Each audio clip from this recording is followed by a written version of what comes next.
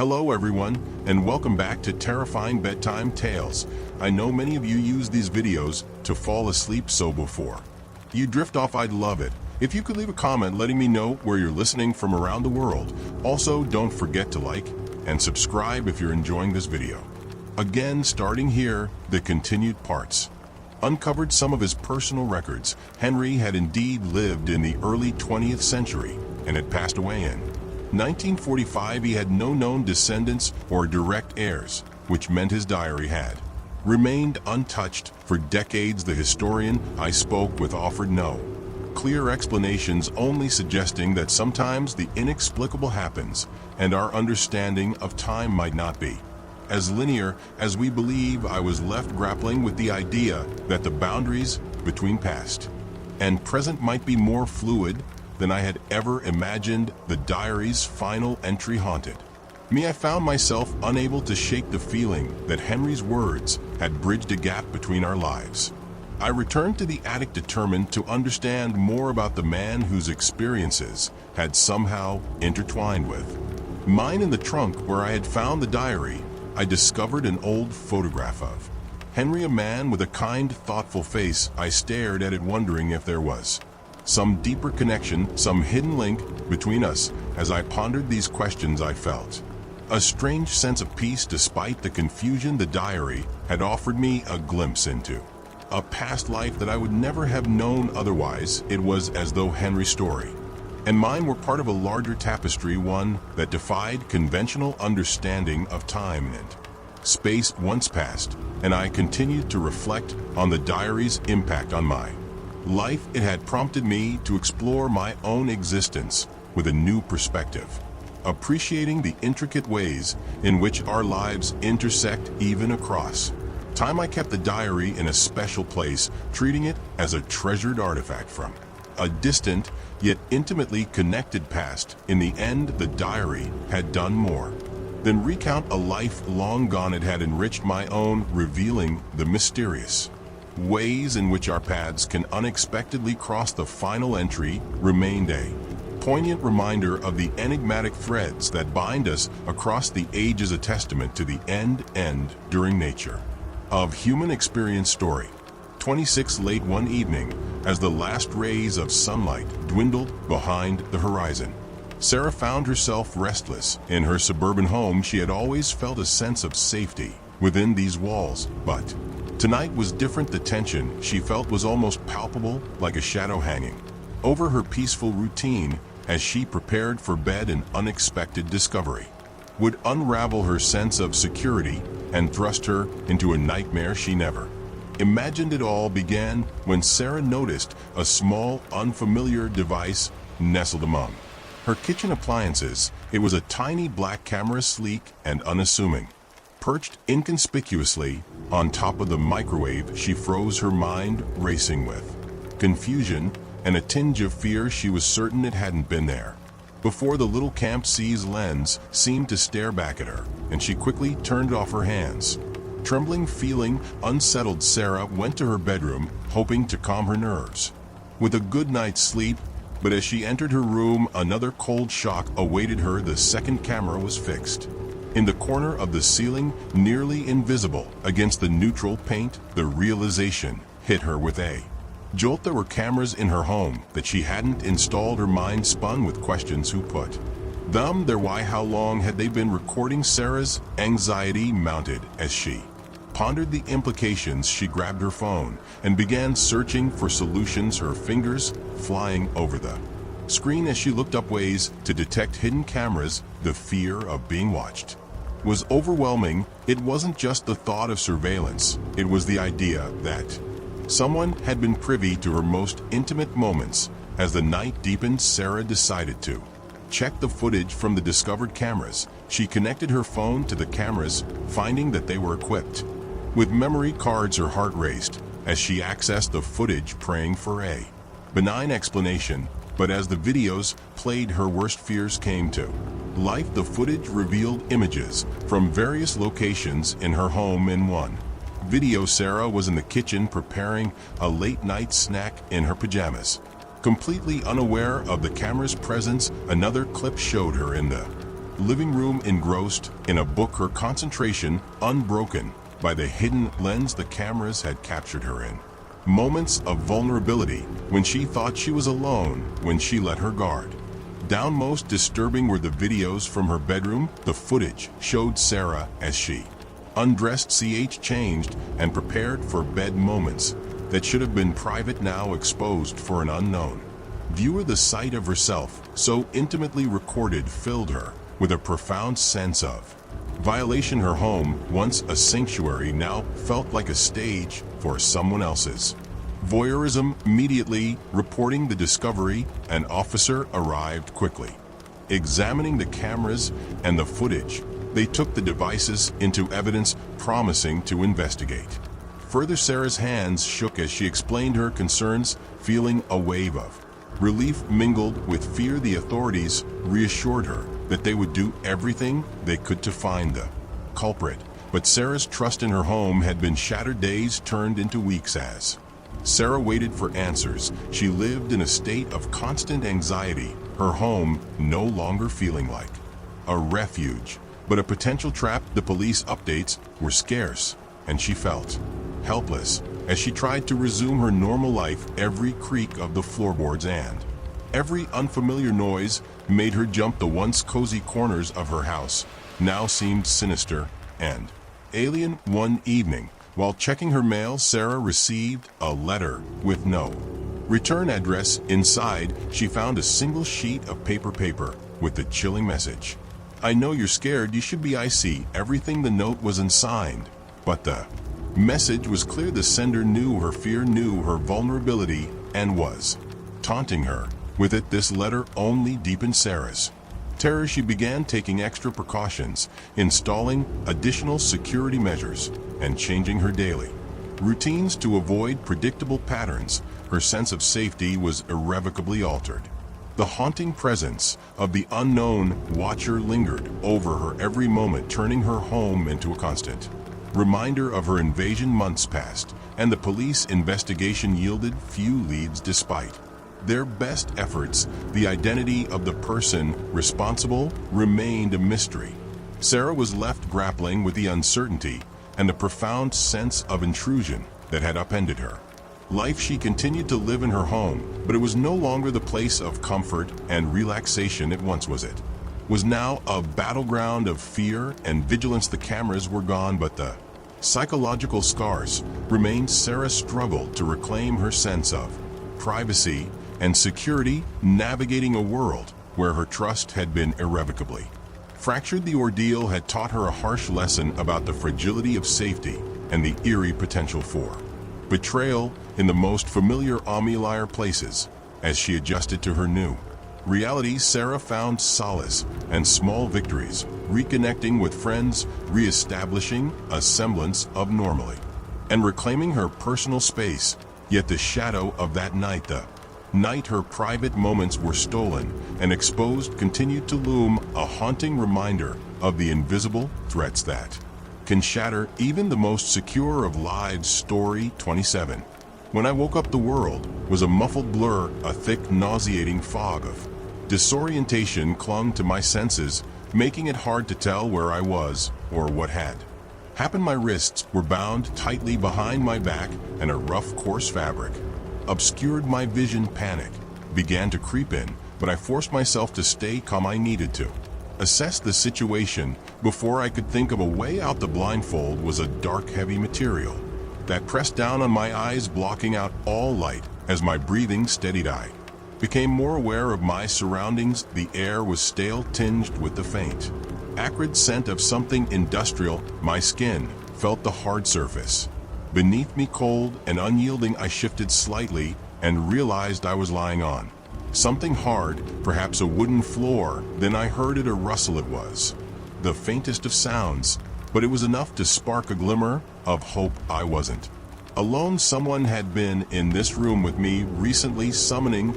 every ounce of courage. I tried to wriggle around, hoping to find some clue to my predicament. After a few minutes of awkward shifting and straining, my fingers brushed against something smooth and solid. The surface was a bit dusty, and as I explored with my bound hands, I could make out the shape of a book. It was a journal, its leather cover cool and stiff against my fingertips. My heart raced as I recalled the note I had glimpsed before the blindfold was fully in place. With effort, I maneuvered the journal closer to my face, feeling for any sort of opening or latch. A few seconds later, I managed to pry it open, guided more by touch than sight. The pages crackled softly, and I began to read, guided only by the dim light that leaked through the edges of the blindfold. The first entry was and chilling. If you are reading this, it means you have chosen to survive. Follow the instructions carefully. If you wish to leave this place, your time starts now. The words were accompanied by a series of cryptic symbols and a rough drawing of the room with several marked locations. The instructions were sparse but clear in their urgency. You must find the key hidden within the room. To do so, you must solve the puzzles outlined in the journal. Each puzzle will guide you to the next clue. Fail, and your chances of survival diminish. I glanced around again, trying to picture the layout of the room. Based on the sketch, there were a few notable features: a large, heavy wooden door, a rickety old table, and several scattered objects. The only source of light came from a small, high window near the ceiling. My hands shook as I flipped through the pages. Each entry was a puzzle in itself, leading to another hidden compartment or clue. The first puzzle was straightforward but required keen observation. The journal asked me to find a specific pattern in the room's arrangement and alignment of objects that would reveal a hidden compartment. After an agonizing few minutes of shifting my weight and groping through the darkness, I found a small, loose floorboard beneath the table. My fingers pried open, and I felt something cold and metallic. The first key. The journal's next entry instructed me to use this key to unlock a drawer in the table, which held another clue. My heart pounded as I fumbled with the key, trying it in the lock of the drawer. It turned with a satisfying fine click. Inside, there was another note in a riddle. The riddle described a sequence of numbers, which I had to use to unlock a combination padlock on a box hidden in the corner of the room. Sweat trickled down my face as I tried to solve the riddle. Numbers swam in my mind, and my frustration mounted. Each failure led to an increasing sense of urgency. Finally, I managed to crack the combination and opened the box. Inside was a small vial of liquid and another note. The note told me that the liquid was a chemical that could reveal hidden writing when sprayed on surfaces. My eyes widened as I understood what I had to do. I sprayed the liquid on the walls and floor, revealing faint, almost invisible markings that guided me to another hidden compartment. The final clue was the most cryptic. It involved arranging objects in a specific order to unlock a secret panel behind the door. My heart raced as I worked quickly, driven by a growing sense of desperation. The blindfold was starting to feel suffocating, and every second felt like a lifetime. Finally, I heard a click. The panel opened, revealing a small, dusty key, presumably the key to the door. With trembling hands, I used the key and turned the light lock. The door creaked open slowly, and a rush of fresh air met me as I stumbled into the hallway. I pulled off the blindfold, blinking in the sudden light. I was in a dimly lit corridor lined with peeling wallpaper and broken fixtures. The sight of the hallway felt like a victory, but I knew I couldn't let my guard down. I needed to find a way out, and there was no telling what other challenges lay ahead. But for now, I had survived the first test. The journal had guided me through a harrowing ordeal, and as I took my first steps into the unknown corridor, I felt a mixture of fear and exhilaration. Story 28. It started innocuously enough. My phone buzzed one morning, a notification lighting up the screen. I glanced at it, half expecting a mundane update from a social media app or a reminder for my calendar. Instead, it was a text message from an unknown number. Watch your step today, the message read. I dismissed it as a prank. The sender was just some random number, and it was probably an attempt to mess with me. Still, I couldn't shake off a sense of unease. As the day progressed, I found myself navigating a series of minor mishaps, slipping on a wet sidewalk, spilling coffee on my shirt, and getting caught in a downpour without an umbrella. None of these incidents were catastrophic, but together they set the tone for a remarkably unlucky day. The next morning the phone buzzed again. This time the message was even more unsettling. Someone will take something you value. Today I rolled my eyes, dismissing it as another random coincidence, but sure enough, when I got to work, I discovered that my favorite pen, a gift from my late grandmother, was missing from my desk. I asked around, checked, lost and found, and even went so far as to look under the desks of my coworkers. The pen was nowhere to be found. By the end of the week, the pattern was unmistakable. Each message seemed to foreshadow some minor but irritating mishap in my daily life. The text messages were always vague, always unsettling, and always eerily accurate. One day was you'll be interrupted when you're about to make an important call. Another day, be cautious of unexpected advice. I began to worry. The messages were becoming more frequent and their predictions more disturbing. The sender never identified themselves, and the number was always the same and anonymous string of digits that seemed to have no traceable origin. I tried to block the number, but the text kept coming from different variations of the same number. One evening, I sat at my kitchen table staring at my phone, waiting for the next message. I was on edge, unable to shake the feeling that something terrible was coming. Then, just as the clock struck midnight, my phone buzzed. Again, it's time for a real test. That night, I couldn't sleep. Every creak of the house made me jump. Every shadow seemed missing. By morning, I was exhausted and frazzled. I dragged myself through the day, unable to concentrate on anything. It wasn't until the following day that the real horror began. I received another text reading, a close friend will betray your trust. My friend Amy and I had been inseparable since college.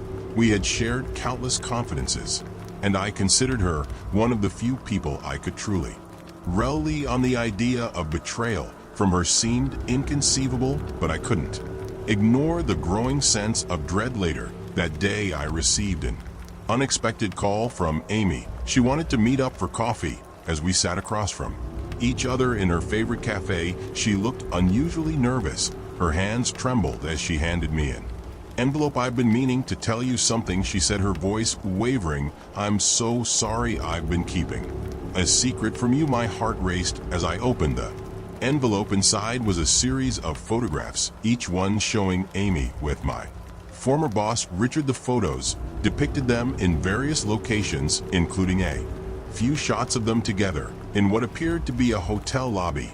I didn't want you to find out this way, Amy continued, her eyes pleading. Richard asked me to spy on you. He thought you were up to something, and I didn't know how to refuse. I was stunned. The betrayal stung more than I could have imagined. Amy's confession shattered my trust, but it was only the beginning. Over the next few days, I received more cryptic messages. Each one seemed to escalate in severity, as if the sender were savoring my descent into paranoia and despair. The final message came on a dreary Friday morning. Everything you built will crumble today. By that point, I was barely functioning. The weight of the messages, the betrayal, and the mounting series of misfortunes had left me on the brink. As I headed into the office, I braced for what was to come. The day unfolded with a series of disasters. A major project I had worked on for months fell apart. A key client threatened to pull their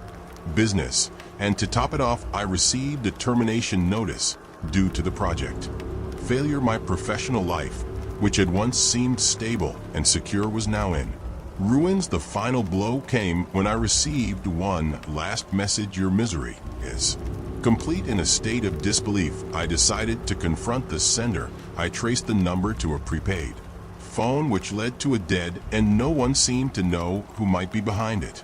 The authorities couldn't help. They chalked it up to a series of coincidences. As weeks passed, the texts stopped coming, but the damage was done. I had lost my job, my trust in friends, and my peace of mind. The strange and sinister messages had predicted a series of personal catastrophes that seemed to align to be mere chance. I moved on with my life, trying to rebuild from the ruins. but the haunting memories of those cryptic texts lingered.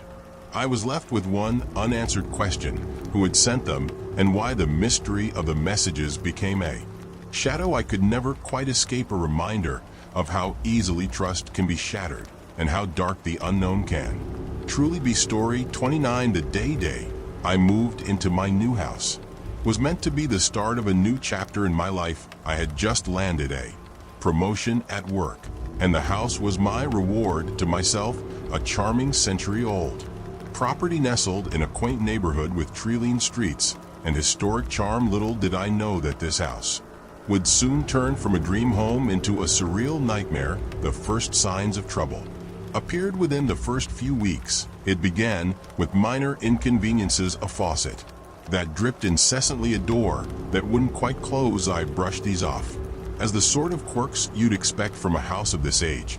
But then things took a turn for the bizarre. One morning, I woke up to find a puddle in the middle of my kitchen floor. It wasn't just a small puddle, it was an alarming amount of water, as though a minor flood had occurred overnight. I immediately called the plumber. When he arrived, he inspected the pipes and declared them to be in good shape. Attributing the leak to a faulty seal, he fixed it, but warned that old houses often had hidden issues, so I should keep an eye out for any further problems. I assumed that would be the end of it, but the house had other plans. A few days later, I noticed that one of the walls in the living room had developed a large crack. It wasn't just a hairline fracture, it was a gaping chasm that seemed to grow wider every day. Alarmed, I called a contractor who promised to come over and assess the situation. The contractor, a gruff man named Bob, arrived with a look of skepticism. After a quick inspection, he shrugged off my concerns. Old houses settle, he said with a wave of his hand. It's normal wear and tear, nothing to worry about. I wasn't entirely convinced, but took his word for it. I went about my daily life, trying to enjoy my new home despite the growing list of oddities. Then one night, I came home to find that my living room furniture had been rearranged. The sofa was positioned in the corner facing away from the television, and the coffee table was placed at an odd angle in the center of the room. I thought maybe I'd had a lapse in memory and had somehow moved things myself, but my confusion turned to discomfort when I noticed that even my books had been shuffled on the shelves. Thinking that maybe I was simply tired or stressed, I let it go, but then the disturbances started to escalate. The next night, I found my bedroom door ajar despite having locked it before leaving for work. I double-checked the lock and went to bed uneasy. The following morning, the bathroom mirror was covered in strange, smudged prints that definitely weren't mine. I tried to convince myself that it was just dust and grime, but deep down I was starting to feel uneasy. Then came the biggest shock. One afternoon, while I was at work, I received a call from my neighbor. She told me that she had seen a man in a black jacket walking around my property. By the time I got home, the strange man was gone, but my front porch light was broken and my garden gnome had been toppled over. I filed a police report, but without evidence, there wasn't much they could do. The idea of an intruder combined with the house's strange behavior was unsettling. Despite everything, the contractor kept insisting that it was all part of the house settling. He assured me that the cracks in the walls,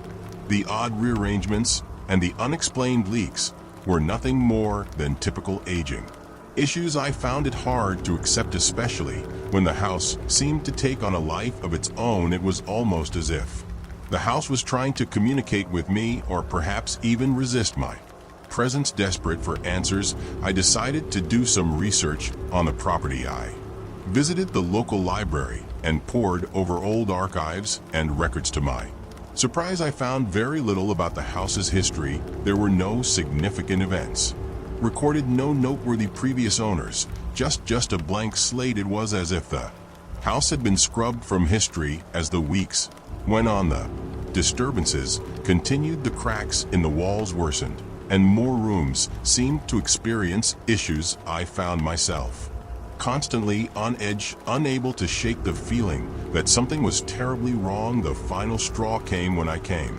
Home one day to find my kitchen cabinets wide open with dishes scattered across the floor, I was convinced someone or something was actively trying to drive me away. Frustrated and frightened, I confronted Bob once more, demanding a thorough investigation into the property. He reluctantly agreed and brought in a team of experts. They found nothing structurally alarming. Their report echoed Bob's earlier claims. The house was old, and its problems were consistent with age. I began to wonder if I was losing my mind, but the final twist in this bizarre saga came when I discovered that the previous owner had moved out under similarly strange circumstances. The house had been on the market for years before I bought it, with no one staying long enough to uncover its full story. In the end, the house remains a mystery, a place where normal wear and tear take on an eerie significance. I'm no longer living there. I moved out seeking solace in a new home where the only surprises are pleasant ones. The old house, with its unexplainable occurrences and unsettling atmosphere, still stands a testament to the strange and inexplicable forces that sometimes shape our life story.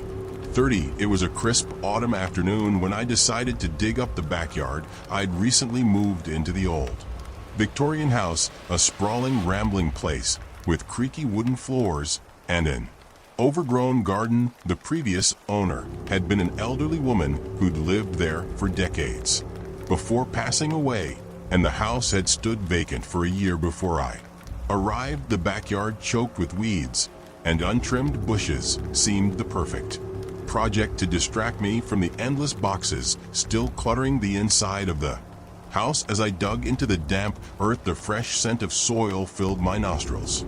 The rhythmic scrape of my SH against the ground was a strangely soothing sound, and I lost myself in the repetitive motion. I imagined what the backyard might look like in a few months' time: neatly trimmed grass, vibrant flower beds, and perhaps a cozy stone patio for summer evenings. My thoughts were abruptly interrupted when the tip of the shovel struck something solid. Curiosity piqued, I cleared away the surrounding dirt and unearthed a small, weather-beaten wooden box.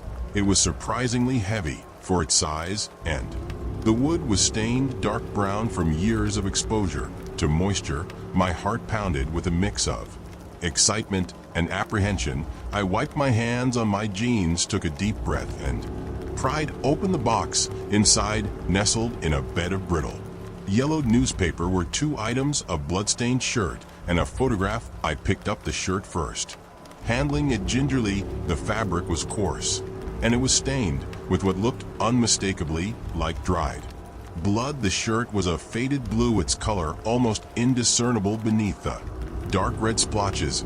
My mind raced. Why would someone bury a bloody shirt in my backyard? I set the shirt aside, my hands trembling slightly, and picked up the photograph. It was old and slightly frayed at the edges, but it was still clear enough. In it I saw myself, well, a younger version of myself. I was grinning widely, standing next to a person I didn't recognize. The background was unfamiliar as well, a dimly lit old-fashioned room with heavy drapes and ornate furniture that looked like it belonged in a different era. I looked happy in the picture, my arm around the stranger's shoulder, but the setting was alien to me. I sat back on my heels staring at the photograph. A cold chill ran down my spine. The room in the photo didn't resemble any place I'd ever been, and the stranger next to me was a complete mystery. I turned the photograph over, hoping for some clue, perhaps a date or a note, but there was nothing, just the smooth blank back of the photo. I spent the rest of the afternoon pacing around the backyard, trying to make sense of what I'd found. My mind raced through possibilities, from the mundane to the sinister. Could this be some sort of prank left by the previous owner, or was it something more disturbing? That evening, I decided to dig deeper into the history of the house. I combed through old newspapers and property records at the local library. The Victorian house had a long history, but nothing out of the ordinary stood out. No reports of violence or scandal, just the usual community happenings and the occasional mention of the elderly woman who had lived there. I called the local historical Society, hoping they might shed some light on the houses, passed a friendly woman named Mrs. Whitaker answered the phone when I described the box and its contents. Her voice grew serious. It's unusual, she said thoughtfully. We don't have any records of incidents like that, but it's possible that something significant happened before the last owner's time. I'd suggest you speak to some of the long-time residents who might remember more about the house. The next day I knocked on doors and spoke with a few elderly neighbors. To my surprise, several of them remembered the house's previous occupants, but none had any knowledge of a bloody shirt or strange photograph. One elderly man, Mr. Thompson, mentioned that the house had once belonged to a family with a troubled past, but he didn't have many details. Frustrated but determined, I decided to investigate the photograph more thoroughly. I took it to a local photographer who specialized in restoring old images. After some careful examination, the photographer confirmed that the photo was indeed from the early 20th century. He couldn't identify the location or the people, but he did mention that the style of the furniture and decor in the background was consistent with that period. A few weeks later, while browsing through old journals in the local library, I stumbled upon an entry that caught my eye. It was a diary from someone who had lived in the house decades ago. The entries were mundane at first, but then there was a troubling note about a secret room in the house that had been sealed off for years. My heart raced as I read about the room's mysterious and unsettling history. That weekend, I decided to search for this secret room. After hours of inspecting every nook and cranny of the house, I finally discovered a hidden door behind a bookcase in the basement. The door creaked open to reveal a small dusty room filled with old furniture covered in sheets and boxes of forgotten belongings. Among the boxes, I found one more photographs and documents. They were from the same era as the photograph I had discovered. The pieces began to fit together: a picture of a party, a diary entry mentioning a stranger, and documents indicating a previous occupant who had disappeared under mysterious circumstances. The discovery left me with more questions than answers. Who was the stranger in the photograph? Why was there a bloody shirt buried in my backyard? And what happened in that secret room? As I pieced together the clues, it became clear that the house had a dark and mysterious past, one that I had only scratched the surface of. The bloody shirt and the photograph were remnants of a story that had long been buried, waiting for someone to uncover the truth. And now that story was inexorably intertwined with my own story. 31. It began with a note. I remember the day, well, Chris Aodia, air leaves tumbling down the sidewalk. I was coming home from work, exhausted, but looking forward to a quiet evening. I noticed a small envelope slipped under my door. It had no return address, only my name scrolled in elegant handwriting. I picked it up, curious and somewhat flattered by the unexpected mail. As I unfolded the note, I saw that it was from a reader of my blog, someone who seemed genuinely appreciative of my work. The letter was a warm and enthusiastic compliment, praising my recent post on the complexities of modern relationships. It was thoughtful and well written, but there was a slight edge to the tone that made me uneasy. Still, I brushed off the feeling and went about my evening, attributing it to my overactive imagination. After all, I had a decent following, and it was not uncommon for readers to reach out. A week later, another note arrived. This one was more detailed, discussing specific aspects of my daily routine. It mentioned that the writer had noticed I like to walk to the coffee shop on Wednesdays, that I always ordered a cappuccino, and then my favorite spot was by the window. The letter ended with a wish to bump into me one day. I was unsettled, but told myself it was likely just an overzealous fan. Days turned into weeks, and the frequency of the letters increased. Each note grew more personal and invasive. The writer described my apartment's layout with unnerving accuracy. They knew about the photos I had on the walls, the books on my shelves, even the plant by the window that I had been struggling to keep alive. At first, I thought it might be a prank or someone trying to get a rise out of me, but the detailed observations began to make me feel uneasy. The tipping point came when the letters started referencing my friends and family. They detailed conversations I'd had with my best friend Maria about her recent move and mentioned a phone call with my mom about my upcoming birthday. How could this person know such intimate details? My anxiety mounted with each passing day. I decided to share my concerns with my friend Julia, who worked in law enforcement. She was understanding and suggested that I keep all the letters and try to track any patterns. I did it as she advised, compiling a folder with each correspondence. The last letter I received had a chilling tone with a message that I should be careful where I went and who I talked to. Julia's advice was to take precautions. I began to alter my routines, avoiding the coffee shop and opting for different routes home. I stopped posting about my day-to-day activities on social media, but the letters continued, always arriving at my apartment. It was as if the writer was watching, waiting for a chance to intrude into my life further. Then came the day when I found a letter on my doorstep. It was not like the others. This one was a detailed map with my apartment marked in several other locations, highlighted places I frequented, including the grocery store and the gym. A message scroll called on the map read, "I'm closer than you think." I was terrified. I confided in Julia again, who advised me to file a police report. The police took the matter seriously, but without concrete evidence. There was little they could do beyond increasing patrols in the area. I was told to remain vigilant and continue documenting everything. As the weeks dragged on, the letters became sporadic, but their content remained disturbing. They included more references to my personal life, along with cryptic messages suggesting that the writer knew my deepest fears and insecurities. The intrusion into my privacy felt suffocating. One evening, while sitting in my living room, I noticed something strange. Through the window, an unfamiliar figure lingering outside. My heart raced. As I dialed 911, the figure disappeared before the police arrived, and though they conducted a thorough search, they found no trace of anyone suspicious. The following day, I received a final letter. This one was different. It was a photograph of me taken from a distance.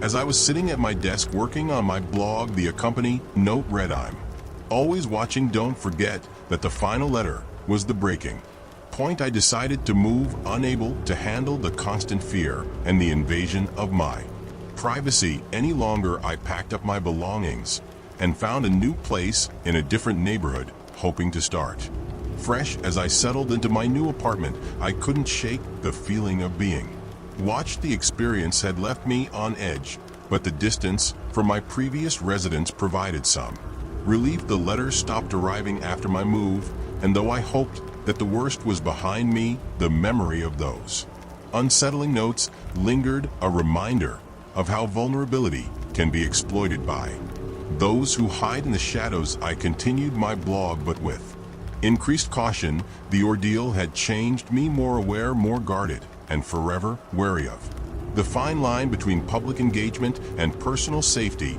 The letters were a haunting chapter in my life, but they also taught me the importance of protecting my privacy and the strength found in reaching out for help. Story 32. When my neighbor Greg Thompson vanished without a trace, it sent ripples through our quiet suburban neighborhood. Greg was a quiet man, an enigma wrapped in a tweed jacket and a permanent frown. He'd lived next door to me for over a decade, and in that time we'd exchanged pleasantries, but little more.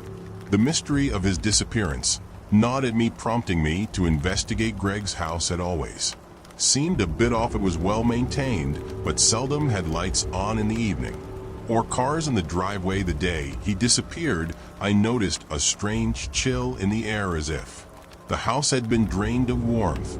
I found out from the police that no one had seen him leave. There were no signs of forced entry or straw. It was as if he had simply vanished into thin air. I began my investigation with his home. The front door was unlocked, which struck me as odd considering Greg's usual cautious nature. Inside, everything was meticulously organized, books lined up perfectly, furniture dusted, and no sign of a hasty departure, yet something about the emptiness felt unsettling. In Greg's study, I found an old journal tucked away in a drawer. The journal was filled with cryptic notes and half-completed thoughts, but one entry stood out. It was dated just a week before his disappearance and contained only 2 sentences. "I know what he's hiding. The truth must come out before it's too late." I shivered as I read it. Who was he referring to? What truth was he talking about? I couldn't shake the feeling that Greg had been hid something sinister and that it somehow connected to me. As the days passed, my investigation led me deeper into his life. I found old photographs which showed Greg with various people, some of whom I recognized from the neighborhood and others I had never seen before. One photograph was particularly disturbing. Greg was standing next to a man I didn't know, both of them with solemn expressions, their eyes seeming to bore into me. I decided to visit the people in the photographs, hoping to uncover more about Greg's life. The first few visits were fruitless. No one seemed to know much about him. It wasn't until I spoke with a local historian that I got a clue. The historian mentioned that Greg had once been involved in a secretive community group known for its unconventional beliefs. Armed with this new information, I dug into the history of this group and discovered it had been involved in a series of controversial and secretive activities. They had a reputation for operating in the shadows, and their members were known for being intensely private. It made me wonder if Greg had been entangled in something dangerous, and if his disappearance was linked to it. I returned to Greg's house more determined than ever to find answers. As I continued to sift through his belongings, I found a hidden compartment behind a bookshelf. Inside was a collection of documents, including a set of strange blueprints and a map with locations marked in red. One location was circled in bold, my own address. The cold sweat broke out on my forehead as I realized the implications.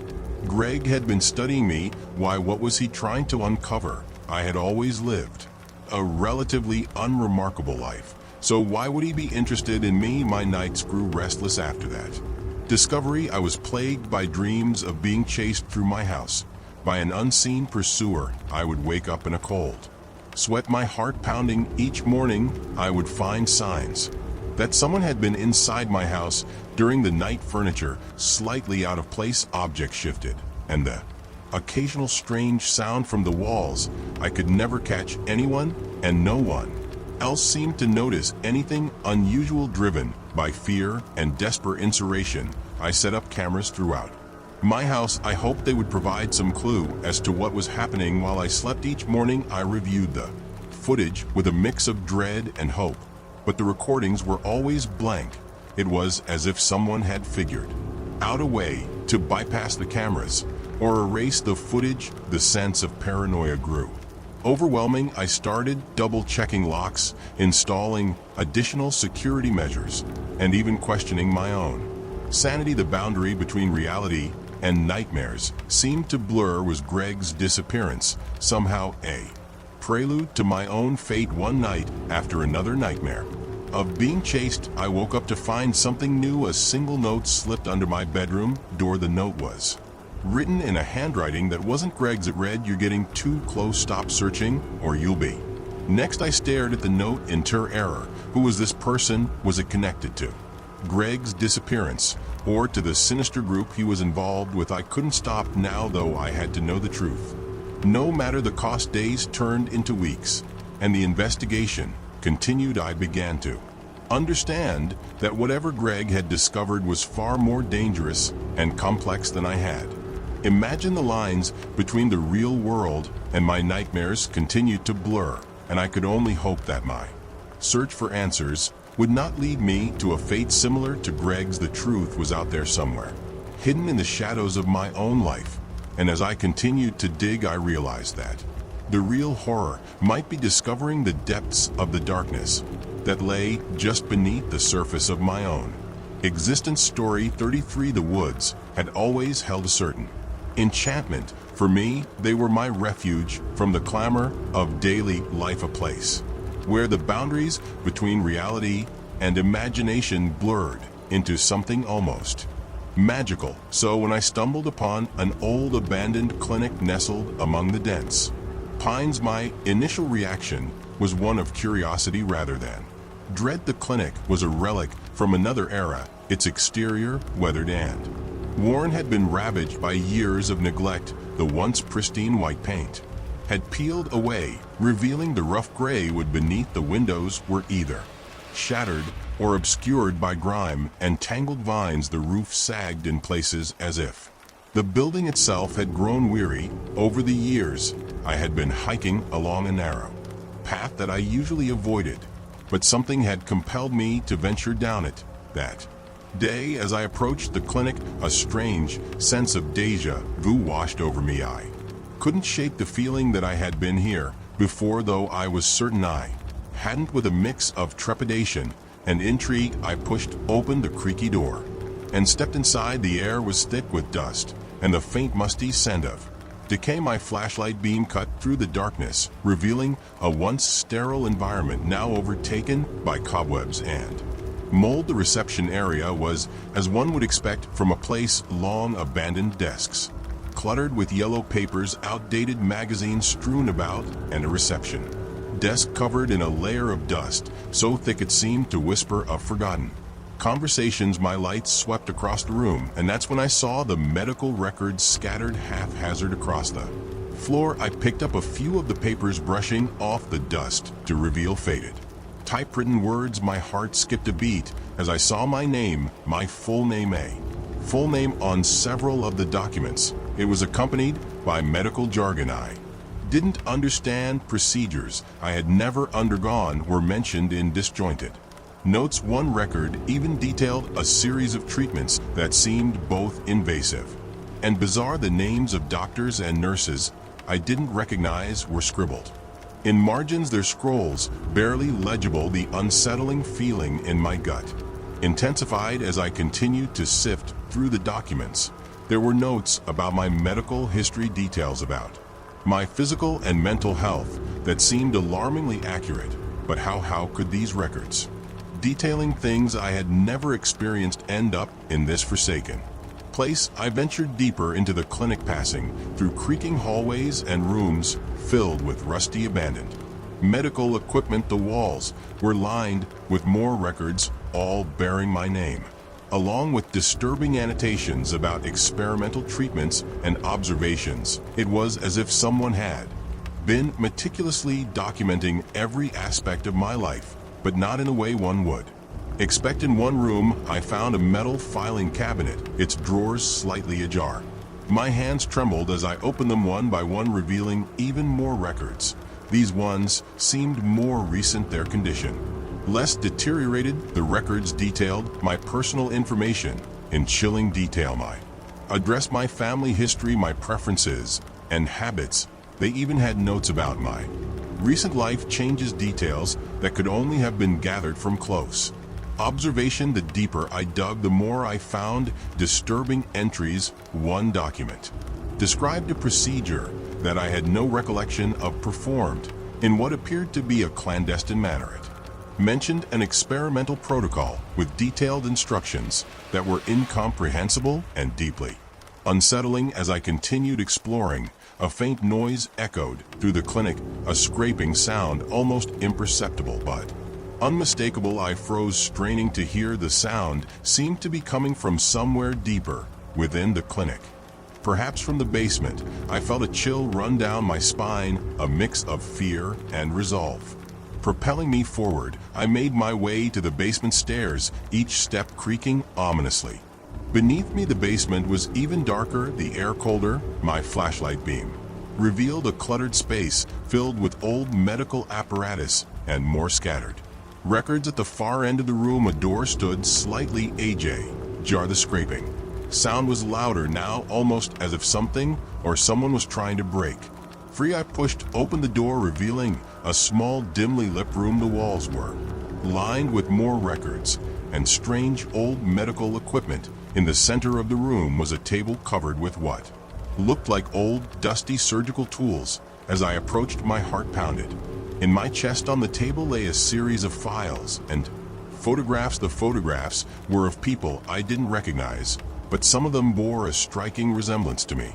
It was as though someone had been conducting experiments, and I was somehow a part of it. The files detailed observations and outcomes that were disturbing and inexplicable. In that moment, a horrifying realization washed over me. I was the subject of something sinister. This clinic, this place had been monitoring and manipulating my life. The experimental protocols mentioned in the records were not just theoretical, they have been applied to me. I fled the clinic, my mind racing with questions and years. As I emerged back into the daylight, the woods seemed different, more menacing. I felt like I was being watched, like the shadows of the trees were hiding secrets I wasn't meant to uncover. The experience had shattered my sense of security. I returned home with a sense of dread, knowing that my life had been infiltrated in ways I couldn't fully comprehend. The old clinic in the woods had revealed more than I could have ever anticipated,